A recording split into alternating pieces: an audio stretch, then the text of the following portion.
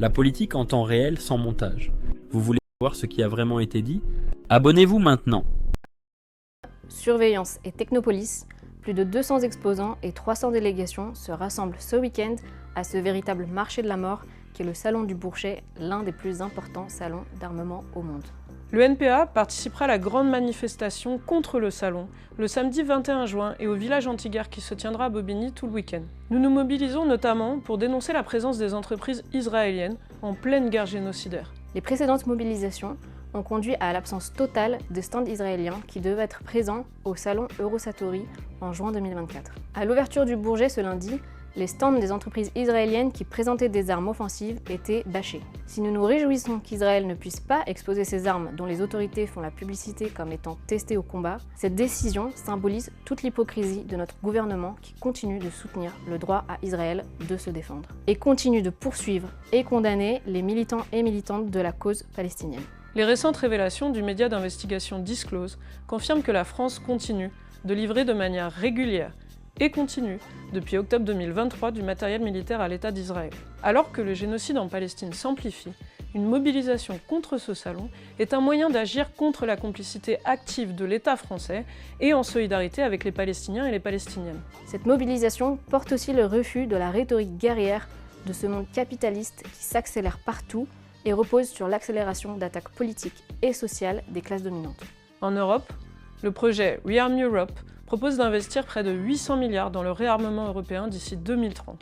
Et en France, le gouvernement prévoit d'y mettre 413 milliards. Ce réarmement et la réorientation d'une partie de la production seront évidemment le prétexte à une baisse encore plus violente des dépenses publiques et auront des conséquences majeures en termes d'emploi dans de nombreux secteurs. Il est temps de les arrêter, de mettre fin à cette course au désastre. Pour cela, nous ne pouvons compter que sur la force des peuples, des mouvements sociaux et politiques qui se lèvent pour la justice sociale, l'égalité, la dignité et les libertés. C'est pourquoi nous défendons le droit des peuples à disposer d'eux-mêmes et à résister, avec ou sans armes, et sans renoncer à la lutte internationale des travailleurs et travailleuses contre les profits.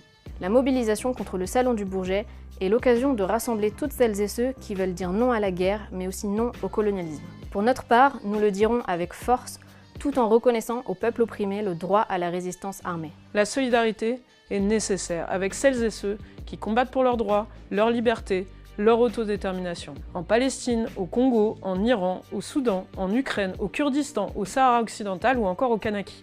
Il n'est pas question de se ranger derrière un impérialisme ni une union sacrée, pas plus qu'il n'est question de pacifisme abstrait. Il faut nous positionner clairement dans la guerre de classe internationale. Alors rejoignez-nous à la manifestation du 21 juin dans le cortège internationaliste, aux côtés de nos camarades de l'UCL, de BDS, du Front Polisario, du CMPK, de Vietnam Dioxine et du réseau de solidarité avec l'Ukraine.